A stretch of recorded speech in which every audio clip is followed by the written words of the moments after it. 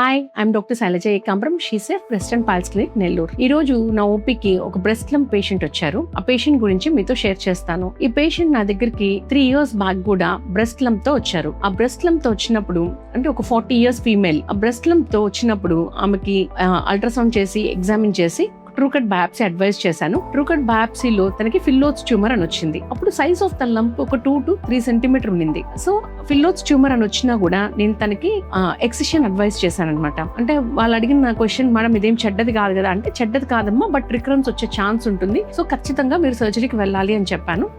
అదే పేషెంట్ ఈ రోజు మళ్ళీ నా ఓపీకి వచ్చారు.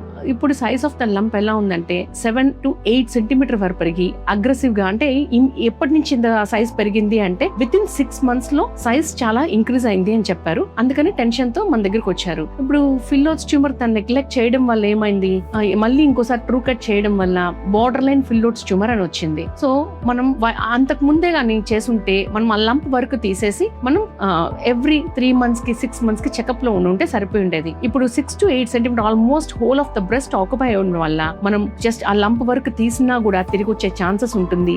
లేదు అంటే మాస్టెక్టమీ, ఎంటైర్ బ్రెస్ట్ తీసేయాల్సిన అవసరం ఉంటుంది. సో ఒక బ్రెస్ట్ లంప్ తో మీరు డాక్టర్ దగ్గరికి వెళ్తే, ఒకవేళ సర్జన్ దాన్ని చూసి నిర్ధారణ పరీక్షలు అన్ని చేసి ఏదైనా సర్జరీ అడ్వైస్ చేస్తే దయచేసి దాన్ని ట్రీట్ చేసుకోండి. ఇలా నెగ్లెక్ట్ మాత్రం చేయకండి. So early detection saves the lifes.